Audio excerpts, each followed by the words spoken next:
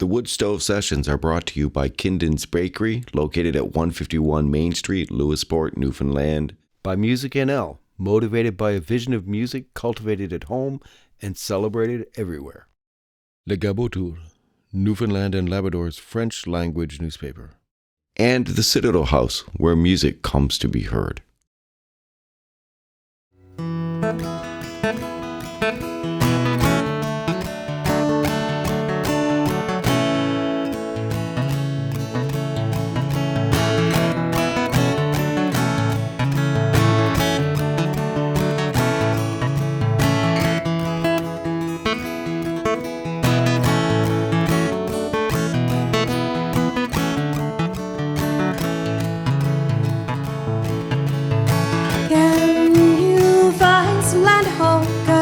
Deep in the hole, and I'd like someone to hold this weekend. You know that in life is free, so time with you and me.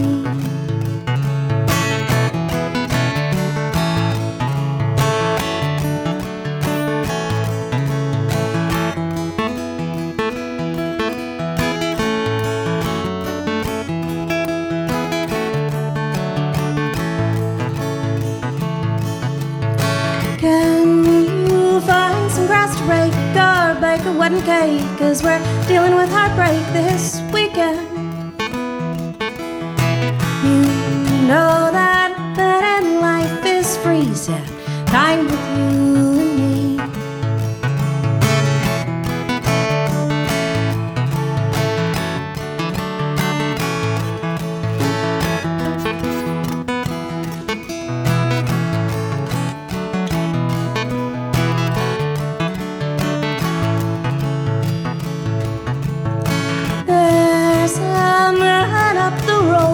Got some land to sow, you can lift up his load before the weekend. You know that in life is free, so time with you and me.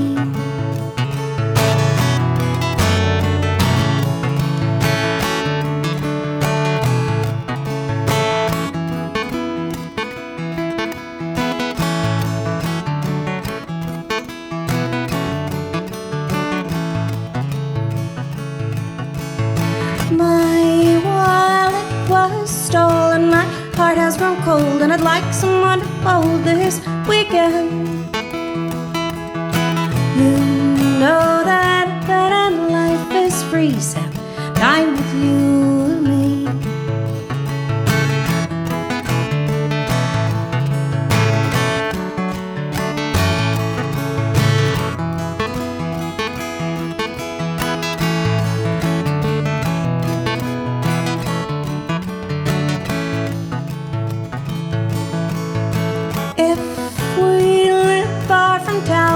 Throw some money down, but we're tied to the ground this weekend. You know that in life is free, so time with you and me. Now that in life is free, so time with you and me. Now that in life is free, so time with you and me. We are here with Claire Porter in the hot stove, or no, sorry, in the hot seat right next to the stove, but it's not very hot today. Oh, thank goodness. Yeah. Well, this is nice. Come back in February. It's nice to be there. All right. Where you are. I'll keep that in mind. So the interview is just to find out a little bit more about you and sort of put it into context, the show that you're going to do later on today. Mm-hmm. And so people can get to know who you are a little bit more and what influences your music. So that's really broad. Mm-hmm. But specifically, we just had a really tiny, little short talk before we started the interview, before we started the tape, that you spent quite a bit of time in Montreal, is that right? Yes, yeah. Yeah. And so when did you go to Montreal? I moved there in 2009, and I was there till 2019. Okay. Yeah. And what took you there and what took you away? At the time, like, it was right when the financial collapse happened, and so there weren't a lot of opportunities for people my age, and the rent was cheap, and the music scene was cool. Yeah. So I moved up, yeah. I think a lot of people are still, like, the music scene in Montreal is significantly different than pretty much anywhere else on the East Coast. Does that make sense? It's that changed fair? substantially over the last 10 years. Okay. At this point, I would say that it's really chalk and cheese. A lot of venues there have shifted more towards supporting DJs or solo performers versus bands, and there's a lot more pay-to-play venues. So I would say in terms of like supporting like an indie singer-songwriter vibe, I would say the East Coast probably has a leg up. Obviously, I say that with love. Like, Montreal is my second hometown, and I love Montreal with all of my heart and soul, but it's definitely challenging there. A lot of singer-songwriters tend to play at the beginning of the week.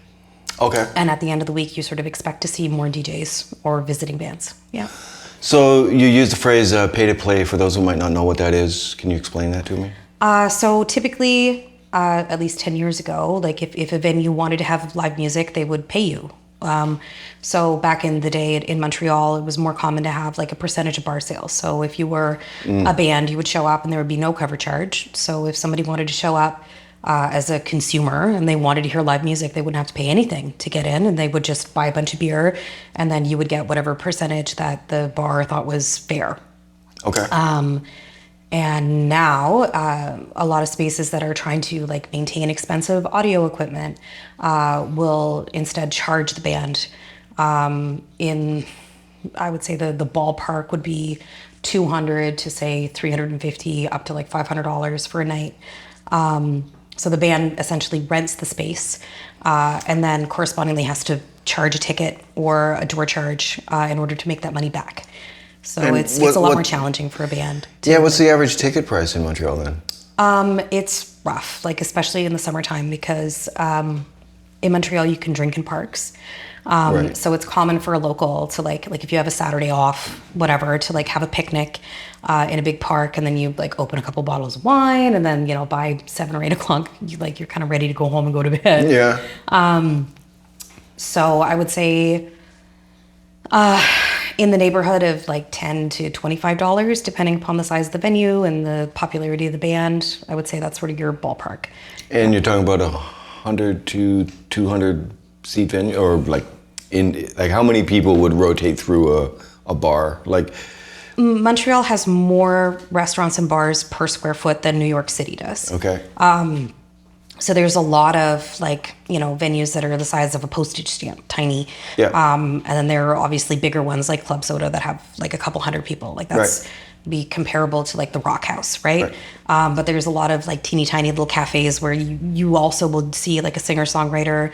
I really got my start at one bar called Grumpy's, which at the time was like really incredibly well known for music. They had a night for jazz, they had a night for bluegrass, and then on Friday and Saturday nights, like if you were well known enough, then you could book the night.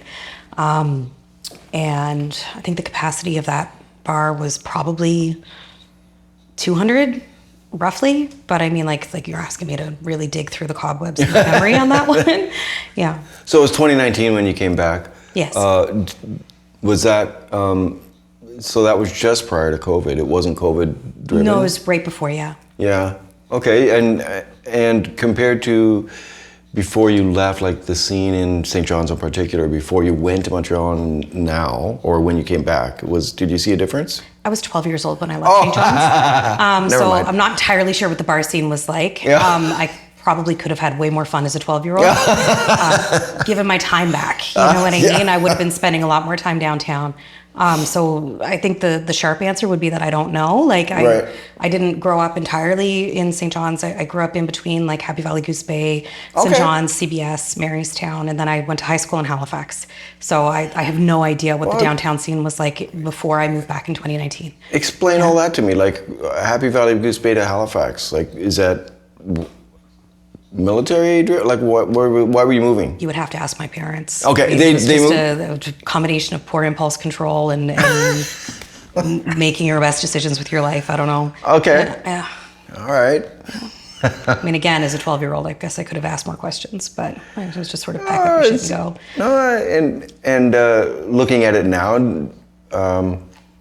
would you have say that that was positive, or you took what you could positively out of moving like that many times? I mean, I think in general in life is what you make of it. Yeah. And I've talked to other people who moved a lot, and I find it interesting because obviously, like, I know a lot of people who like stayed in one place their whole childhood, and I think that teaches you a lot about who you are. And I think that moving a lot teaches you a lot about who you are, just in a different way. Mm-hmm. And so, like, whether or not you are resilient, I mean, I guess that depends on the person. But I mean, I always had a good time. Yeah. Yeah. But I mean, I can't speak to anybody else's experience in terms of moving a lot. Like, you just kind of have to, like, start in a new school, make new friends, and then keep rolling. Yeah. Yeah. So is St. John's home, or like Newfoundland? Is it home now, or you're comfortable with calling it? This is where you're going to stay for now, at least. Or? Well, I'm 7 generations from Newfoundland, so like Okay. Newfoundland has always. It's in the blood. This is my place. Yep. So yes, this has always been my home. But I mean, I spent collectively 15 years on the mainland. But I mean, I traveled a lot Yeah. and moved a lot of places also in that time period. Okay. Yeah, I think I'm going to stay for in St. John's for the foreseeable time. But if something happens, then I'll move again for sure. Okay. Yeah. And so your music, like, I would think from this bit of the conversation that your music would be, that upbringing has to heavily influence what you write about. And I think that just being in Montreal personally, I would think that you're going to look at certain questions, almost all questions, social, the context of society will be seen differently growing up in a place like Montreal, just because it's a much larger urban area than anything we have here. Is that fair to say, or? Well, I don't think you stop growing up. Like, No. I moved there in my 20s, so it Okay. wasn't my childhood. I was an adult there. But I got to work with a ton of people who were studying music in university. And Was like, that at McGill? Well, there's McGill, there's Concordia, there's Yeah. Université de Laval, like University of Quebec, like there's Yep. all these universities there, plus the Cégeps, right? So Yeah. there's like a lot of people who are like studying music there. So I got to learn a ton of different schools of thought and theory from Yeah. the people that I was working with. So yeah, that was definitely heavily influential. Do you find that you look at questions or society differently than most people, your contemporaries here in Newfoundland, because of your background? I mean, that's an interesting question. I don't know. Yeah. I have no idea. I've always been a wayfarer. I've always traveled a lot. Like that's intrinsic to who I am. And so whenever I meet someone, I'm always more interested in what their perspective is instead of comparing it to my own. Yeah. If that makes any sense. Like I don't really think about the world that way. So it's a hard question to answer. I guess the answer is I don't know. Well, I hope I can get what's in my head out in language. But it seems to me that what I'm understanding is that you're looking at backgrounds from an interesting point of view. Like, instead of a comparison view, it's what do I learn? What strength is there in this portion that I can pull into myself, right? And that is, I think that comes from having gone through, lived in a lot of different places. You need to learn to adapt quite quickly. I say this as someone who traveled a lot early in their life, so maybe I'm biased. But I think there's a strength in both sides. You talked about how people have grown up in one place and lived there. There is a certain strength to that stability. My goodness, yes. Yeah. I mean, like, one of the things, the example that I always use when people talk about that is just like, because like I meet a lot of people who've like stayed in one area, and it's like, to me, I don't know what it's like to be like, you know, the kid who peed their pants in the 2nd grade. And the thing about growing up in a small town is that a lot of people don't let silly stuff like that go. Yes. You know what I mean? And I think that there's like a really powerful resiliency to being able to like still hold your head up high even if you wore your shirt backwards once in the 7th grade, Yeah. and everyone calls you backward shirt Terry until you're 35. Yeah. You know what I mean? Like it's an unfair way of existing in a small town, but like that's 100% what happens. Yeah. Whereas somebody who moves a lot has that like benefit of being able to forget certain things or move past certain things without that like never ending memory of the collective following you around, right? Like it's interesting, especially talking to younger people now. I'm talking about like kids in their teens and early 20s. And they talk about how their parents have posted so many pictures of them as children on social media. And all of a sudden they have bathtub pictures circulating online, right? And like it's in the terms and conditions of Instagram and Facebook that like once you upload a picture, Meta owns that photograph. Yeah. So all of a sudden, like you have the first time that you used a toilet by yourself on the internet forever. Yeah. And like that's in the collective consciousness. Like we can't let that go. Yeah. So I'm not sure. Like I mean, again, like to compare me to a contemporary, I think that someone who has stayed in the same place, even like a village of 500 people their whole life, would have something to say about that. That is something that I would not know or would not be able to say. Right. And I think that's the most powerful thing about songwriting is that you can explain your perspective in a way that other people can connect with it immediately. Yeah. So yeah, like I guess that's the answer is that like I have my own stuff that I write songs about, but I'm always interested to hear what other people are writing about too. So what are you writing about right now? Right now I'm writing about my grandparents a lot. The next album is going to be really heavily focused on my grandmothers in particular. And where were they from? So my nan on my dad's side is from Foxtrot, and then I've also written a song about my great-grandmother who was from Conception Bay North, but then moved to Foxtrot. And then my other grandmother was from the Cadre Valley, but she ended up moving to Antigonish, Nova Scotia. Okay.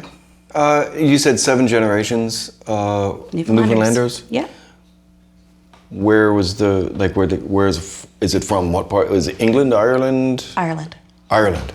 Okay. Yeah.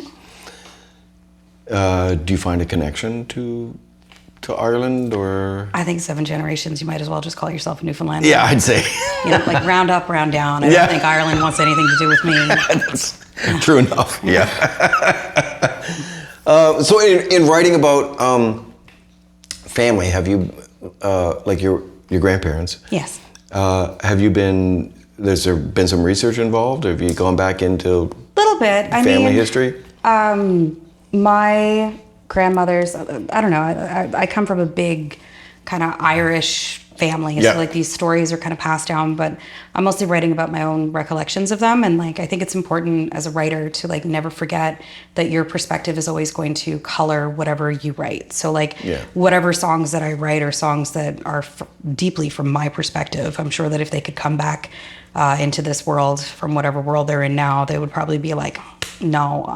But you know, like I'm going to write from my stories and like from what I can perceive is going on in the world around me and how I perceive these women existing. I find that like the difference between 2 generations ago to my generation, the amount of power that women have, the amount of rights that we have, and our ability to move through the world has changed so drastically. And I'm the type of person where, you know, like I identify as a smart person, I identify as a funny person, I identify as an adventurous person. Like those are things that are core to my identity. And when I look at my grandmothers who were not allowed to travel without a man supervising, who were not allowed to have their own bank accounts, who did not have the same right to, you know, be able to travel and get the education that they wanted to get or do what they wanted to do in the world. I find it interesting to see all of that like intelligence cooped up and how that affected their personalities and how it affected the decisions that they made in the world. So yeah, that's sort of what I'm focusing on for the next album. It is, you know, in the teaching principle, we go from the known to the unknown. So we have to look at any time in society, we look at it from within our own culture, right? Like we look at that culture from within our own, and it's important to understand that that's how we're doing it, right? Which you articulated much better than I'm just rambling on about right now. Well, no, it's interesting. Like I have a song that I've written called Elsie. My great grandmother's name was Elsie, and she never got to learn how to read. Right? Like she was born in either 1911 or 1913, and nobody bothered to actually write it down accurately because who cares? It was a girl, right? And she had to drop out of school in the 3rd grade. And I have a birthday note that she wrote to me when I was 7, and I have it framed in my office because, you know, she's trying to remember how to write, and a lot of the letters are just kind of shapes that look like letters, but they're not, right? And she told my mother when she wrote it that she like took many my and like crumpled them up and threw them out and tried again and then crumpled it up and threw it out. Yeah. And it was so important to her that her kids, my grandfather and my great aunt learned how to read, and that also like his kids learned how to read and like were able to like move forward in the world and have that power of literacy, right? And it's nutty to me. Like when I look back and, you know, spending Sundays at her house, sitting on the floor and her telling these stories, where the ending of the story was always, and it wasn't fair.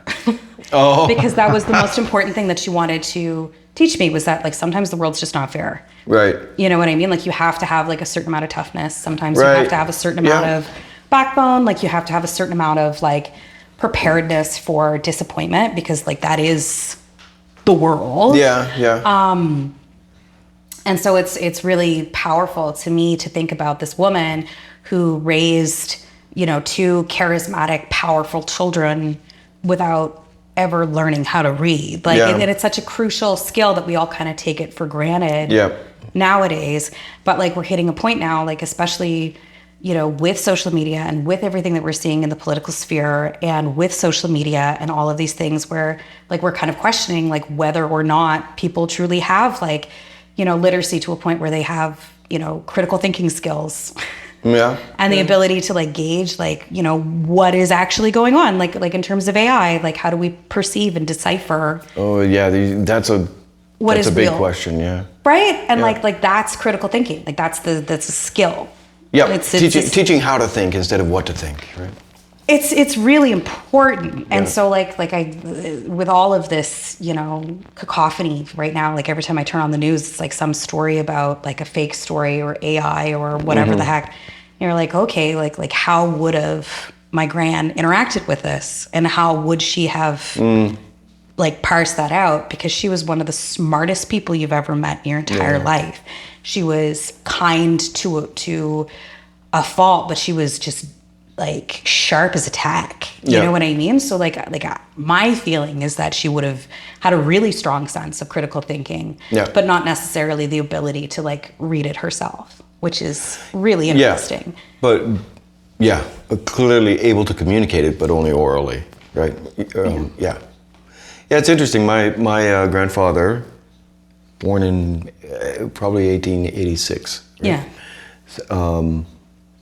And my mother often would refer to him and say, you know, I wonder what Dad would think of, you know, a smartphone or whatever's going on, and whether or not it would be an advancement or something, just a bother. Well, it would definitely be new, right? And like the thing that's interesting to me is like I have this book. It's called On Record, and it's the story of women in recording and music production in Newfoundland and Labrador.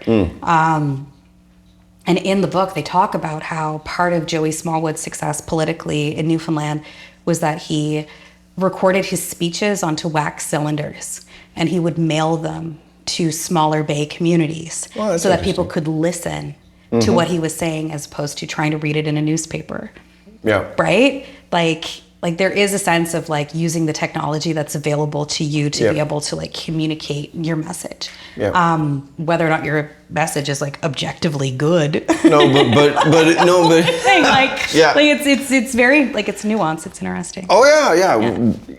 Again, using technology to that's a very interesting thing, because then they couldn't write what they thought he said.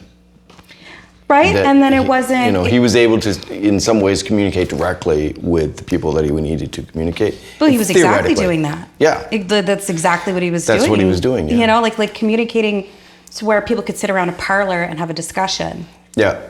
You know what I mean? Like listen to the speech and then talk about it quietly amongst themselves as opposed to worrying about social pressure. Like that's... Yeah, and as opposed to getting someone else's paraphrase of it. Yeah. Yeah, it's very interesting. Smart, actually. Whether or not you agree with what he was saying, at least you knew exactly what he was saying. It's a really Marshall McLuhan, the medium is the message type. Like what's, I don't know. Yeah, very cool. Yeah. So, you're writing now, I've forgotten, is the album the one that's coming, that has just come out, or is it one you're working on that is about your grandparents? That's the one that I'm working on. Okay. It's in process. Yeah. Okay, and so what's the timeline on that one? Probably 2 years. Okay, and the timeline on the previous one? It came out last July 29th. Yeah. Okay. Yeah. Okay, and that was with band, wasn't it? No, I'm playing pretty much everything on the record. Oh, okay. Yeah. How's it going? Like, how's the previous album? Is it catching? Yeah, it's fantastic. I'm in regular rotation on the CBC, and I got nominated for Alternative Artist of the Year last year. Awesome. So, yeah. you know, like things are going pretty well. Yeah. Okay, and are you touring? Are you looking to tour? Yeah, I've got an upcoming tour in Ontario. So I've Okay. got a booking agent now, Veronica Coote in Toronto. And so she's figuring out a tour for me, and then I'm going to be playing at Folk Canada. So what time frame is that? That's this fall? That's October, yeah. Yeah, okay. Do you have a day job? Yes. Okay, Yeah. and what's that? I'm a barber at Fogtown. Oh, cool. Yeah. Yeah, like creative work? Yeah. Yeah. I've been doing it now for 14 years. Spend a lot of time on your feet. Yes. Yeah. Yeah. Cool. And so we're touring in the fall, and you said you're going to be showcasing at Folk Canada? Yes. Yeah. Okay. It used to be called Folk Ontario, but they changed the name this year. That's what. Okay, and that's in Ottawa. Yes. Yeah. It's in Ottawa this year. Okay, so you're going to tour up to it and then tour away from it, or? It's going to be a tour through Ontario, and I think I'm going to book a couple of gigs in Montreal. Okay. Yeah. Excellent. All right.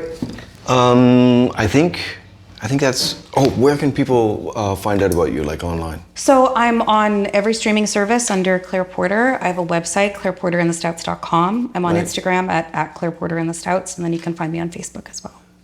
You did say website, didn't you? claireporterinthestouts.com. Yeah. Okay, and you got your touring information on there? Yes, I do. Yeah. Okay, perfect. Thank you very much for doing this. Thank This you. It is was my great. pleasure. Thank you very much. Okay.